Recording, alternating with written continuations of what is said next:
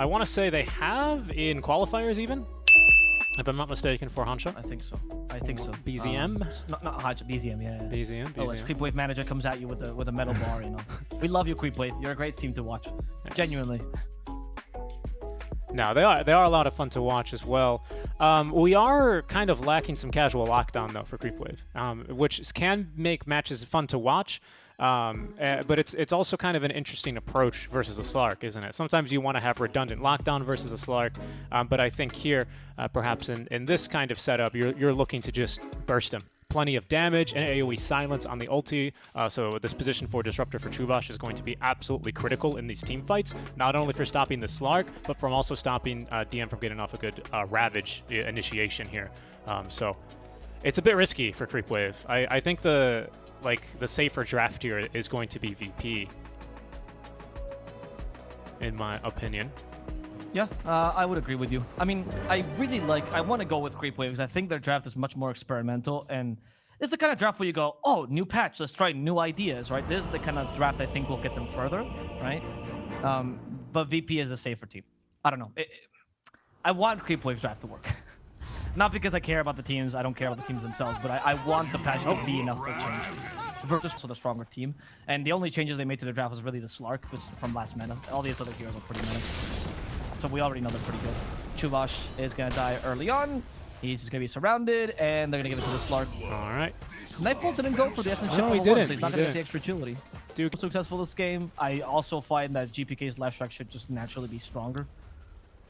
As in, like, he will be able to make much more space easier. He gets to push towers, even with the changes to Debal Kidik, not that big a deal. And he's actually better at Chuvash top. Down he will go.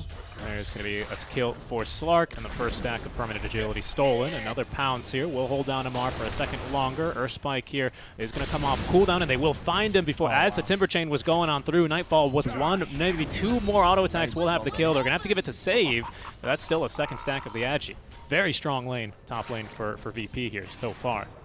Yeah, well done. I mean, the Slark just kind of counters this whole lane, right? The Disruptor's good against Slark in the mid game because Static Storm. But in the early, he dispels Thunderstrike and then you feel very weak. So you can only read him with Generated Attack, but he has 3 points in Kraken Shield and it just goes, what? Did you just hit me? Which was the problem the Weaver was having, by the way, last patch. Oh no, Amar just got stunned by this. Yep. Oh, never mind, it was a bait. It was all a bait to go for save. Oh. No, Amar has no points in Whirling Death, no damage. The Timber Chain misses. They're going to go for Chuvash instead. TP's coming. Fish, and the Fish is attacking the Fish. Fish on Fish warfare. He's not going to be able to kill off Chuvash, though, as Fishman joins the fray. Has Nightmare ready. Is that enough range just to catch a single hero? Is going to be the Lion dancing.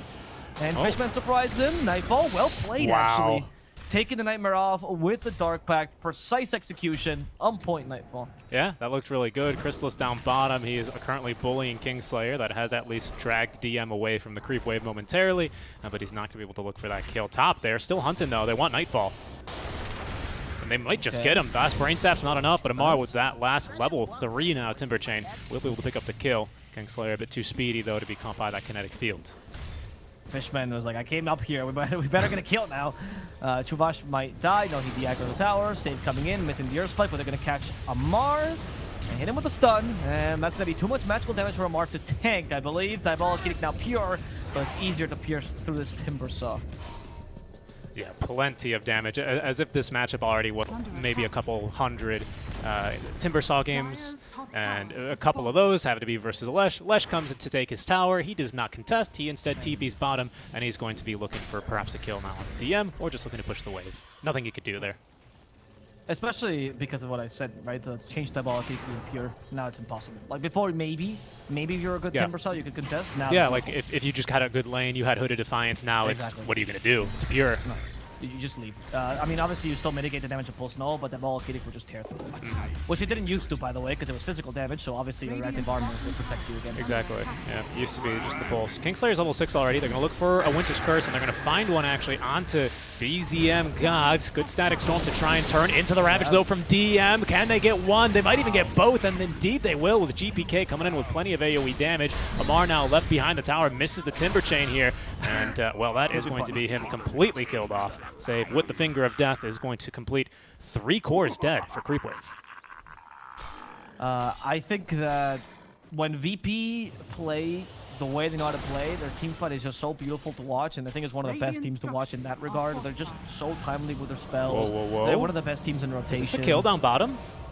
Oh, it might be.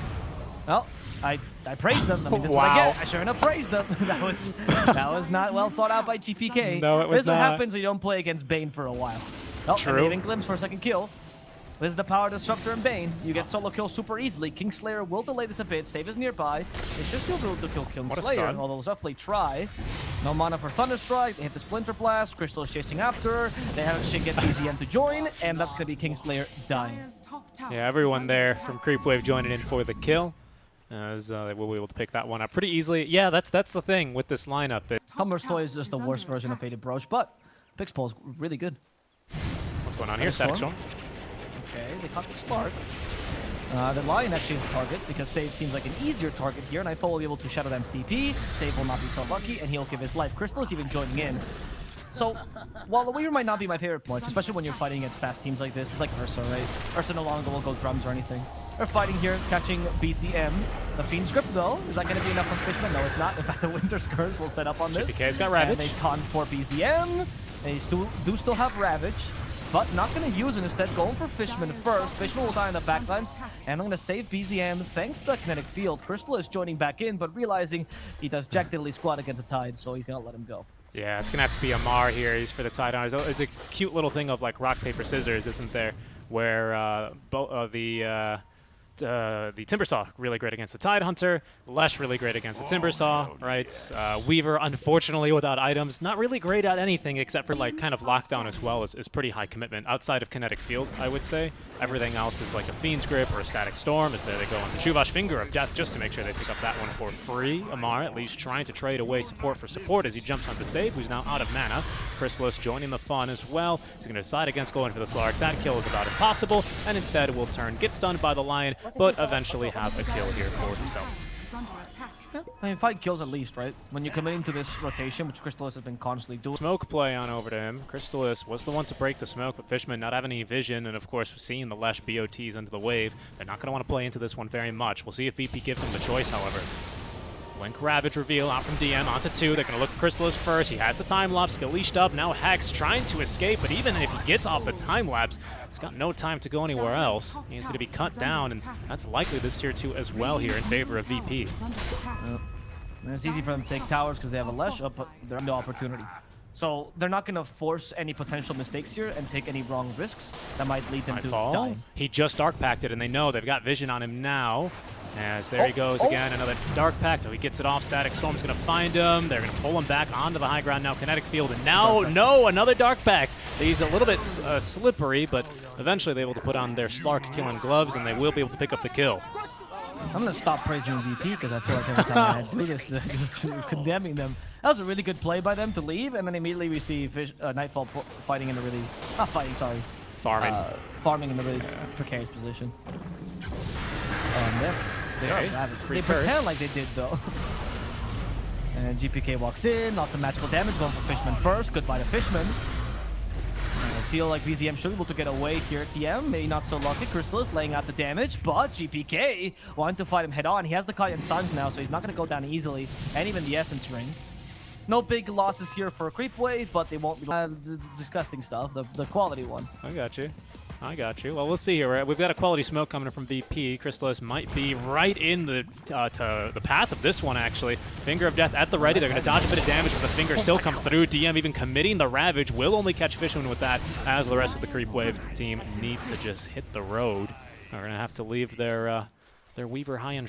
He has 21 extra agility. Not bad. Enough to push maybe a quick tower. Unless he starts stealing more from ATF. And he will take some from Amon. And Nightfall will now try to take this tower. He ping goes back. Shadow Dance immediately, expecting that storm. GPK will just find this kill on Fishman. Easy.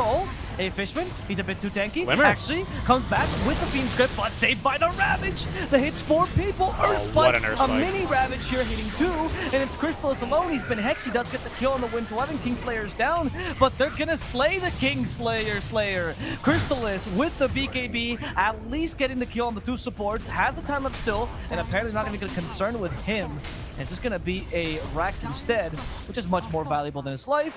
But BZM will come back and put the fear And because there's Aegis is up soon. You know, Morphling is a bit scary with this E-Blade online. Let's not push it. And speaking of pushing it, Creepwave, we're pushing into their own jungle. It's going to be Fishman, then caught by the Winter's Curse. Creepwave now attacking him as he's going to hit himself with a Nightmare, try and save himself from Nightfall, but even the Static Storm, as good as it was, isn't going to do much to help him. E-Blade there is going to be onto Nightfall, purges it off though, and out into the Shadow Dance he goes with the Saya Scotty debuff as well, as Hansha now reduced healing, trying his best to escape, gets off the waveform as Amar is going to zip to the other side. He's going to have to sacrifice himself then for the rest of the team, as VP will instead take down Amar and let the Morphling live. Nightfall's just too strong though. And look where DM is, completely alone, chasing down Chuvash, even blinking up to the high ground. That's Ravage. Not scared of Crystallis whatsoever. The rest of his team's pretty far from him though. He's going to let this Ravage go. He will connect it onto all 4 heroes still alive from Creepwave. That's going to buy enough time now for VP to bring in reinforcements, but DM almost dead already as the Hex onto Hansha is not going to actually end up getting him killed, and DM will fall, feeds 700 gold to Amar in the meantime. Great curse though. It's going to be onto Crystallis. Do they have the damage to kill him off before the time lapse? No, easily getting that one off. Supports are dead for Creepwave at the very least, but Crystallis, he's going to be able to make it out. Amar, not as lucky though, caught by GPK at Nightfall, is going to still make it a 2 for 3 in favor of VP. So that's one of those plays where I thought, I don't know if it's genius or really bad, and it turned out to be pretty bad. But he did a pretty good job of like wasting time and make sure that VP could that Howling time and go and try to save him. It wasn't the worst of trades. And now Slark has enough agility to also push towers, because he also has the talent, so he gets 4 agility per stack. That's insane. Which means 44 extra agility for free. Why not? Not bad. Not bad whatsoever. There's a Sheepstick on Lesh. I was wondering if that was saves or GPKs. Now we know. Nightfall. Okay, back onto the high ground he goes. Wants to kill the Fishman. Won't be able to get it though. Creepwave looking for the rest of the team. They know they can't kill Nightfall. Nightfall can kill them, and he's just going to go ahead and... More on Lesh.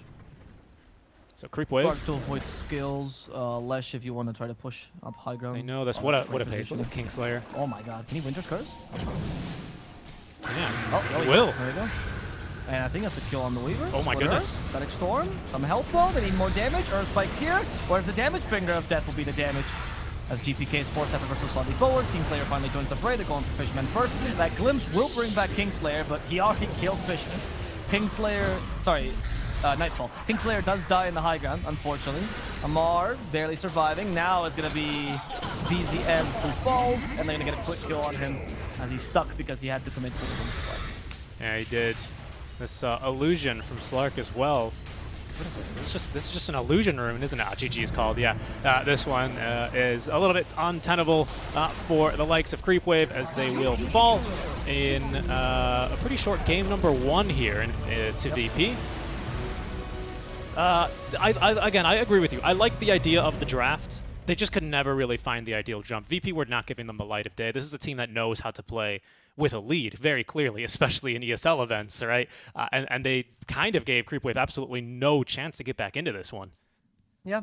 I just think that Creepwave made... So, tactically or theoretically, I like the draft, right? That's my thing. I really like the tempo idea, the winning lanes. I think it's a good option. The problem is that you can't just force this draft because you think it's really OP in the meta. Because obviously... I think Creepwave recognizes that the meta still hasn't shifted that much. You still can play the draft that VP is playing, which is the past meta for the past like 6 months. That's the meta that you want to play anyway. So when you pick this like counter draft, which I think is actually now viable, you have to pick better lanes.